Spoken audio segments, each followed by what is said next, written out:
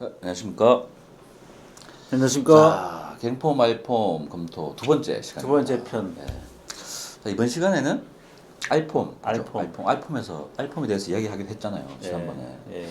자, 알폼은 이제 1편에서도 얘기했듯이 예. 뭐 알루미늄 거푸집, 그렇죠. 현재 그 공동주택 그 내부 거푸집으로 가장 많이 사용하고 있는 거푸집입니다. 자, 그러면 상무님은 만약에 알폼 그 시공 상세도가 와도 그 갱폼처럼 이 구조 계산서 검토를 가장 먼저 하시나요? 그렇죠. 아, 이게 이제 갱폼, 인양시에 낙하 등의 안전사고가 가장 중요한 사항이잖아요. 이 알폰도 마찬가지입니다. 타설지 거푸집 붕괴 방지와 이 균열 발생에 대한 관계가 깊은 내용이거든요. 그래서 구조 검토가 중요하다. 특히 벽체 거푸집 같은 경우 두 가지가 있죠. 벽체하고 슬래브 거푸집. 슬래브 그죠? 거푸집 두 가지가 벽체 있는데 거푸집. 예.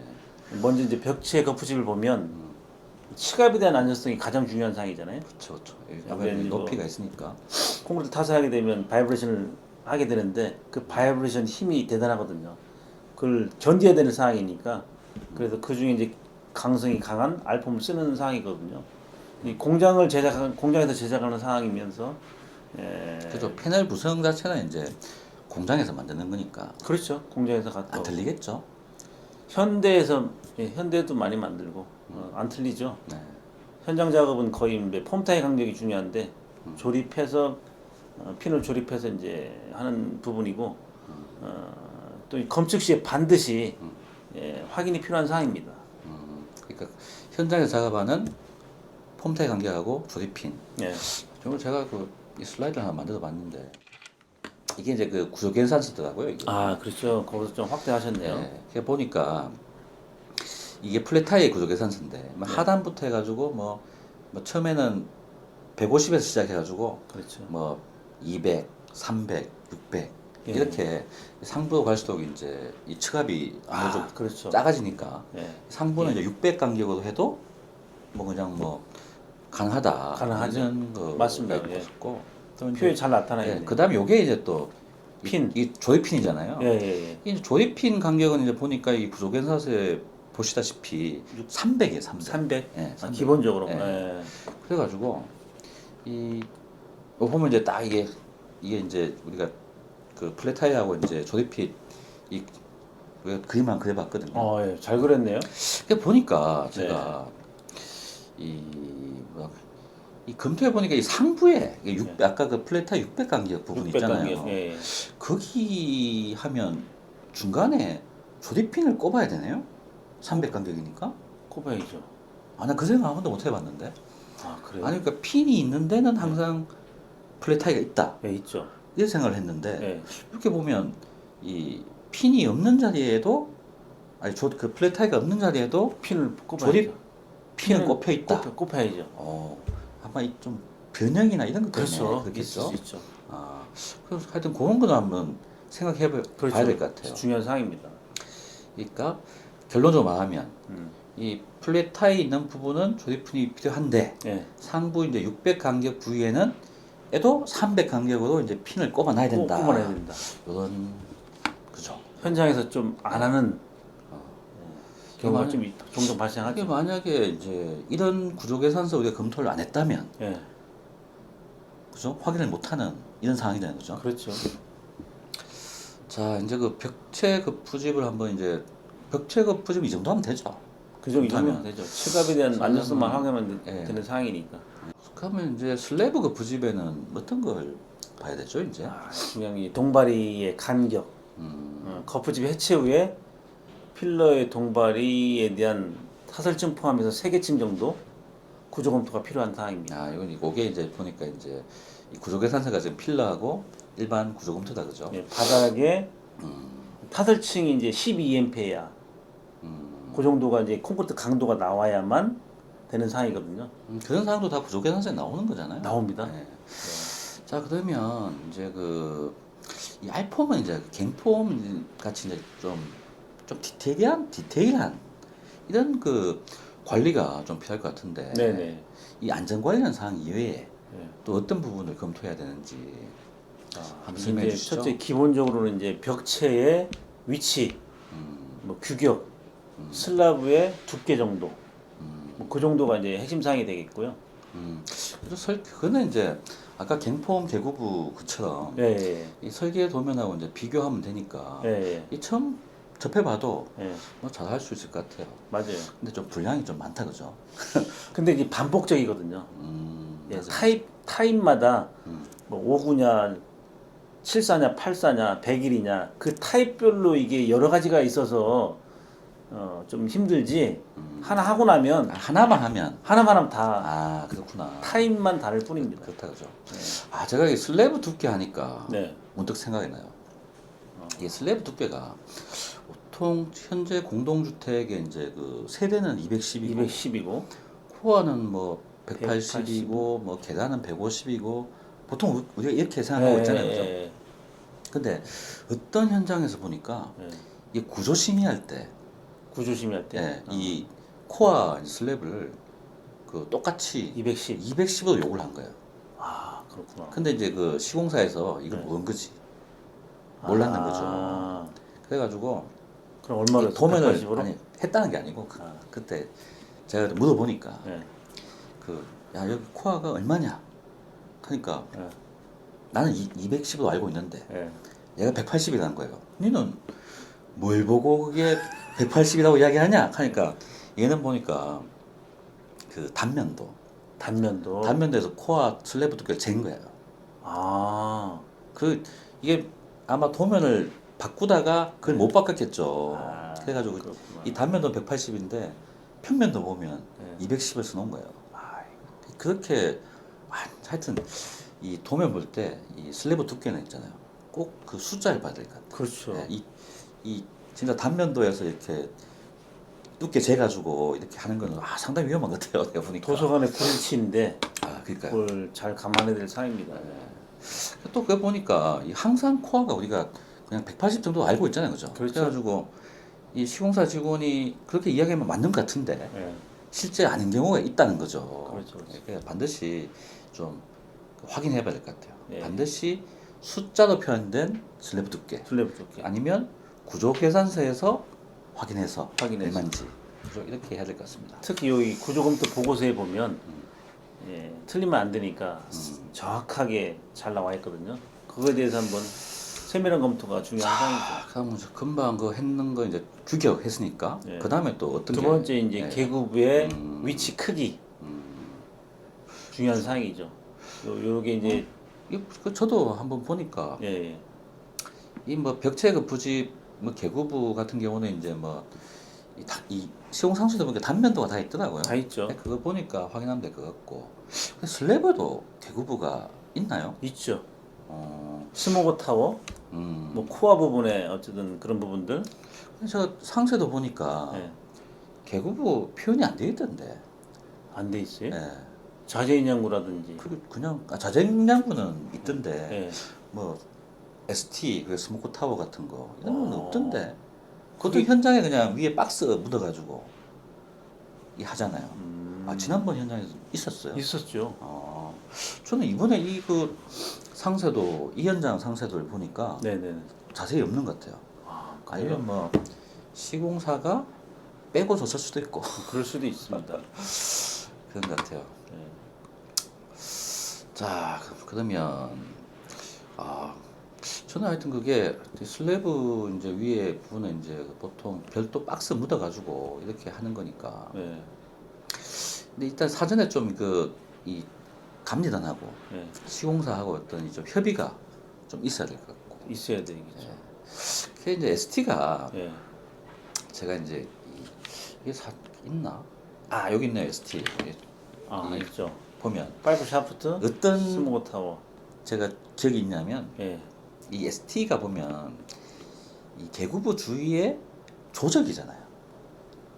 그렇죠. 칸막이 해야 되니까. 조적이잖아요. 그죠? 그래가지고 이제 이 위에 이제 박스가 좀 움직인 거야 이렇게.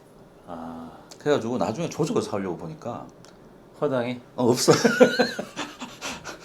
여기 보면 이제 우리 슬라이드에 보시면은 딱 콘크리트 그 고위에 딱 맞게 이렇게 조적이 올라가야 되는데 당연하죠. 이 박스가 이제 앞으로 약간 밀린 거예요. 이렇게 밀린 거예요. 그래가지고 밀리면 그럼 어떻게 해요, 그죠?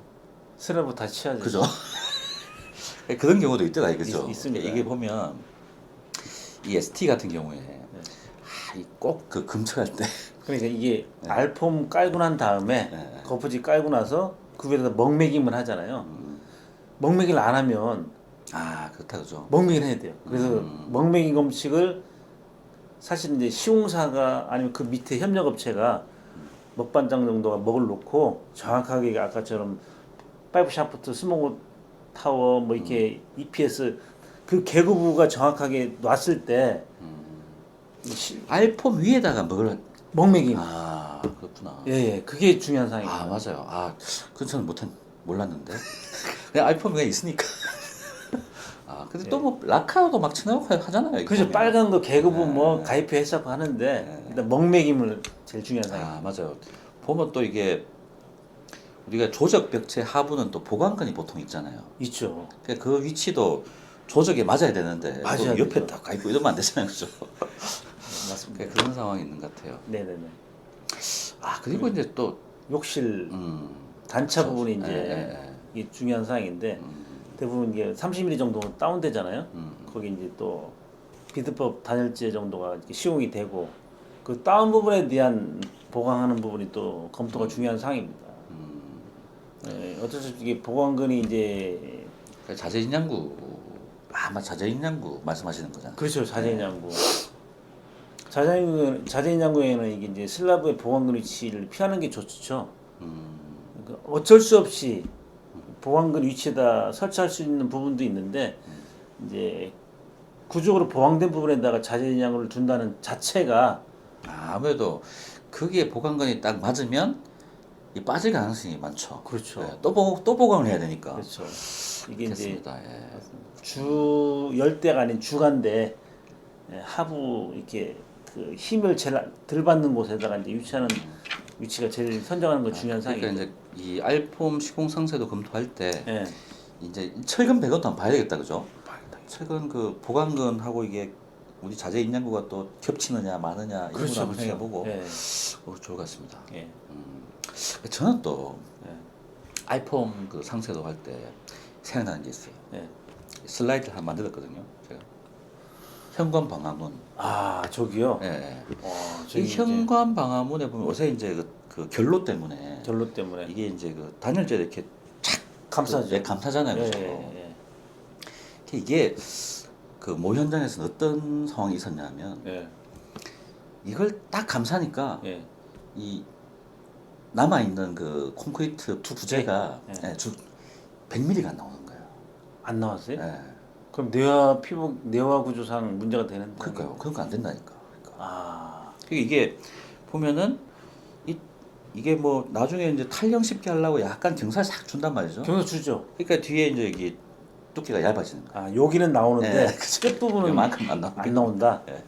야, 그런 경우가 생길 수 있다니까요. 생길 수 그러니까 있죠. 이게 우리가 이제 방화구획 부분이잖아요. 방화구획은 무조건 이제 내화 벽체와 방화문으로 구성이 돼야 되니까 그렇죠.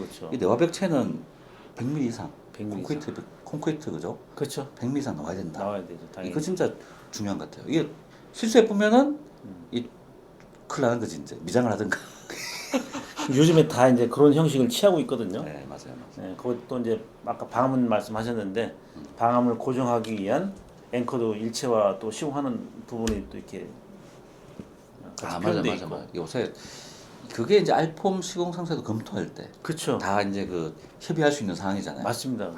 그거 다 반영하면 좋을 것 같습니다. 근데 모 현장에서는 앵커 위치는 정확히 해놨는데 앵커를 안 심어놨더라고요. 맞아. 그게 검토가 초반에 이제 우리 상세도 검토할 때 충분히 이렇게 되면 네. 다 반영이 될 텐데 맞죠? 맞아요. 그런 거 잘 신경을 좀 써야 될 것 같아요. 네. 자, 또 제가 궁금한 게 하나 있어요. 뭐가 있습니까? 이게 보통 이제 요새 조적공이 많이 없다 보니까 네. 이 욕실 벽체 같은 경우에 네. 이게 그 콘크리트 벽체가 변경한다? 이런 그 시공사에서 제안도 많이 하는 것 같던데 제한을요? 가능한가요 이게? 제 경험상 불가능합니다. 왜 그렇죠? 가능은 하겠지만 네. 1차적으로 시간이 들지만 조적하고 콘크리트 벽체의 그 슬라브가 지지하는 지점이 다르잖아요. 구조적으로 성능에서 문제가 되는 사항이죠. 아, 그걸 바꾸려면 구조검토 다시 해봐야 되나? 다시 해야 되죠. 아, 그래서 그냥 바꿔줄 순 없네요. 구조 계산서를 붙여오면은, 그죠? 그렇죠. 확인해오면은 바꿀 수 있다. 그렇죠. 아마 바꾸는 게 품질적으로는 더 좋을 것 같은데. 근데 우리가 이제 구조 검토를 해야 된다. 해야 된다. 이걸 알고 있어야 된다, 그죠? 그렇죠, 그렇죠.